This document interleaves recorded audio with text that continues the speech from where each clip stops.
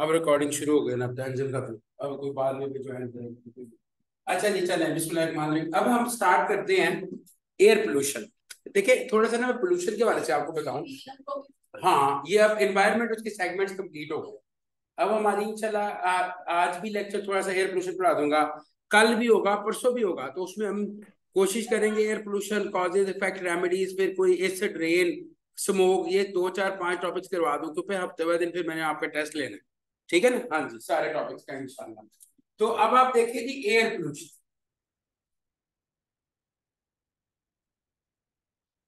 अच्छा देखिए, सादा सी बात है कि एयर पोल्यूशन का मतलब है कि एयर में कोई ऐसी चीजें चली जाएं, जैसे मिसाल के तौर पे डस्ट है, स्मोक है, स्मोक है, गैसेस हैं, जिसकी वजह से आपकी लाइफ के ऊपर या इवन प्लांट्स और एनिमल्स की लाइफ के ऊपर एडवर्स इम्पैक्ट्स आना शुरू हो जाए।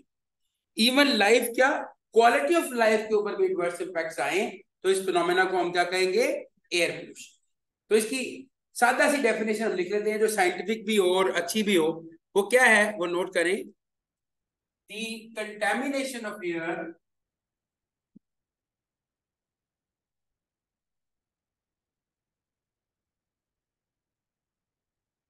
contamination of air with dust,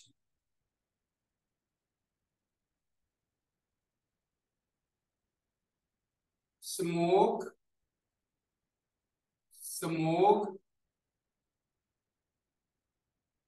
harmful gases,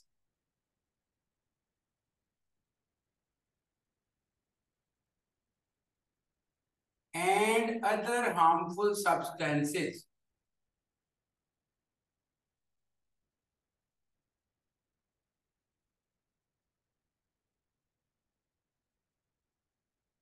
that may lead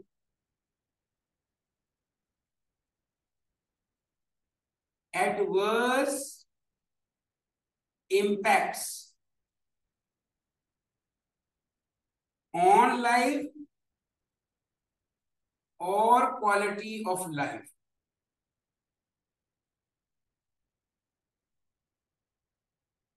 is called air pollution.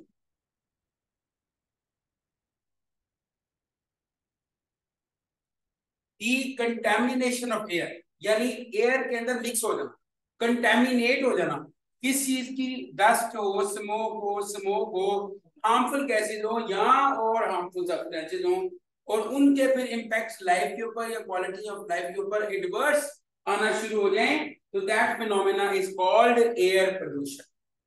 ठीक है, ये एयर पोल्यूशन की प्रॉपर डेफिनेशन है। एक होता है कंटेमिनेंट, एक होता है पोल्यूटेंट। ये याद रखिए, इनमें फर्क होता है।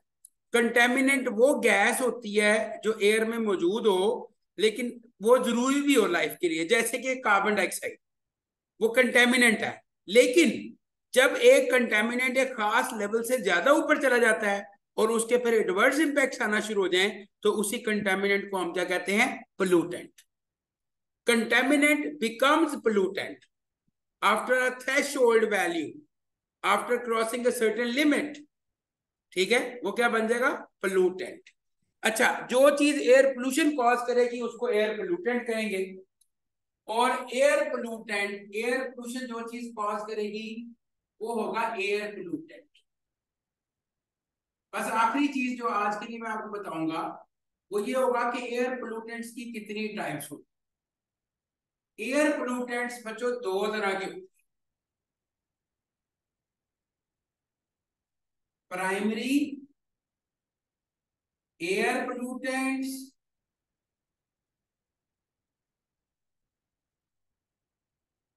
And secondary air pollutants.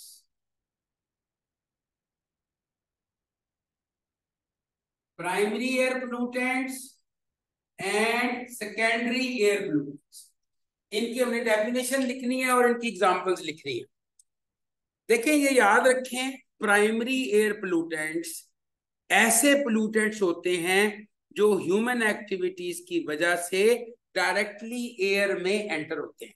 मिसाल के तौर पर मैं गाड़ी चला रहा हूँ, गाड़ी में से धुआं एयर में जा रहा है, तो धुआं क्या है? Primary air pollutant. डस्ट जा रही है, primary air pollutant. Carbon dioxide जा रही है, primary.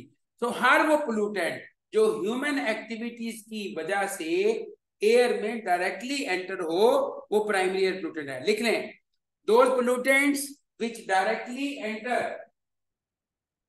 those pollutants which directly enter into air due to human activities, those pollutants which directly enter into air due to human activities are called primary air pollutants. वो pollutants जो directly air में enter हो human activities की वजह से, वो है primary air pollutants. मैं लिस्ट देने लगा हूं आपको प्राइमरी एयर पोल्यूटेंट्स की। Smoke, dust, carbon dioxide, NO2 nitrogen dioxide, sulphur dioxide, chloro carbons, lead, radiations, ठीक है, कार्बन मोनोऑक्साइड, इसी तरह एक होता है जी VOC, वोलाटाइल ऑर्गेनिक कंपाउंड्स, ये बेंजीन के बहन भाई होते हैं। PM, ये प्राइम मिनिस्टर नहीं है, पर्टिकुलेट मैटर है, यानी एयर में जो सस्पेंडेड पार्टिकल्स होते हैं, जैसे राख हो गई, ऐश वगैरह, ये सब प्राइमरी एयर पोल्यूटेंट्स। क्योंकि इसी तरह मीथेन हो गई, क्योंकि जब ये एयर में एंटर होते हैं तो ये ह्यूमन एक्टिविटीज की वजह से डायरेक्टली एयर में एंटर होते हैं, तो इनको हम कहेंगे ये सारे क्या हैं? Primary air pollutants. अच्छा बच्चों, ये तो प्राइमरी है। अब what about secondary? Secondary air pollutants वो पोल्यूटेंट्स होते हैं जो प्राइमरी एयर पोल्यूटेंट्स के रिएक्शंस की वजह से बनते हैं। जब प्राइमरी एयर पोल्यूटेंट एयर में जाएंगे तो जाने के बाद वो एयर में रिएक्शंस करेंगे, तो उनके रिएक्शंस की वजह से जो पोल्यूटेंट्स एयर में बनेंगे उनको आप क्या बोलोगे? Secondary air.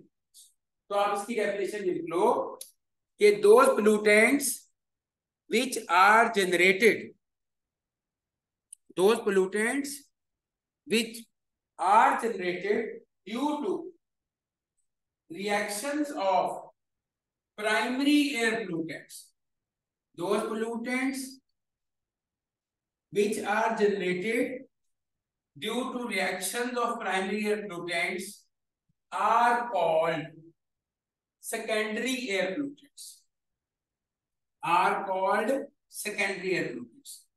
मिसाल है सल्फ्यूरिक एसिड। अब जरा गौर करें, सल्फर डाइऑक्साइड जब एयर में जाएगी तो वो सल्फ्यूरिक एसिड बनाएगी। अब सल्फर डाइऑक्साइड प्राइमरी पोल्यूटेंट है, तो सल्फ्यूरिक एसिड क्या है? सेकेंडरी। नाइट्रिक एसिड, जो बच्चे प्राइमरी एयर पोल्यूटेंट्स एयर में जाएंगे तो जाने के बाद जो नए पोल्यूटेंट्स बनाएंगे, उन नए पोल्यूटेंट्स को हम कहते हैं सेकेंडरी एयर पोल्यूटेंट्स।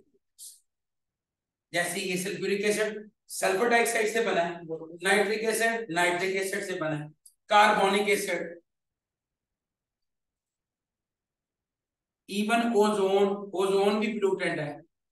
बच्चों ओजोन अगर ट्रोपोस्फेयर में बने तो पोल्यूटेंट है, स्ट्रेटोस्फेयर में बने तो ब्लेसिंग है। एक पोल्यूटेंट होता है पैन पर ऑक्सी एसिटाइल नाइट्रेट, ये बड़ा खतरनाक है, ये स्मोक में पाया जाता है, हमारी आंखों को डैमेज करता है, ये याद रखना, MCQ आ सकता है इसमें। ये भी सेकेंडरी एयर पोल्यूटेंट है, रिएक्शन से बनता है। और इसी तरह स्मोक, स्मोक भी स्मोक और फोक की वजह से बनता है।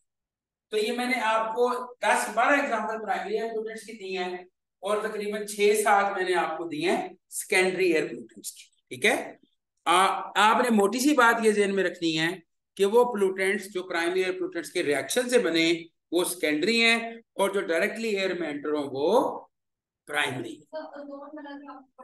Ozone, if ozone is present in troposphere it is a pollutant, and if ozone is present in stratosphere it's a protective layer, it's a blessing। हाँ जी, ये ओजोन को ट्रोपोस्फेयर में नहीं बनना चाहिए, इसको होना ही स्ट्रेटोस्फेयर में चाहिए। अगर ट्रोपोस्फेयर में बनेगी तो हम इसको इनहेल करेंगे, हमारी स्किन को डैमेज करेगी, आईज को डैमेज करेगी, कैंसर कॉज करेगी। हाँ बिल्कुल रिएक्ट, इसीलिए तो मैंने इसको सेकेंडरी एयर पोल्यूटेंट कहा है, क्योंकि कुछ रिएक्शन ऐसे होते हैं जिसकी वजह से ओजोन बनती है ट्रोपोस्फेयर। ठीक है, वो हम पढ़ेंगे आगे, स्मोक जब पढ़ेंगे ना। ठीक है, तो आज के लिए इंशाल्लाह काफी है, और इसके बाद जो है वो कल इससे आगे चलेंगे, कॉजेज इफेक्ट्स रेमेडीज। ठीक है ना, तो अभी जनरल साइंस की क्लास आपकी हो गई है, नमाज का ब्रेक कर लें, असर की नमाज इसने पढ़नी है, क्योंकि 5:45 हमारी क्लास है जनरल उसकी पाकिस्तान अफेयर्स की। तो ये आपको ब्रेक है, इसमें नमाज पढ़ लें, पानी शानी पी लें, 15-20 मिनट जो है रेस्ट कर लें, फिर आखिरी हमारी क्लास होगी आज की। ठीक है जी, चलें, थैंक यू। ले बच्चों, किसी ने ऑनलाइन में क्वेश्चन करना है तो प्लीज क्वेश्चन कर लें। No sir, thank you. Clear है? जी सर। चलो, thank you. Okay okay, sir. अल्लाह हाफिज़।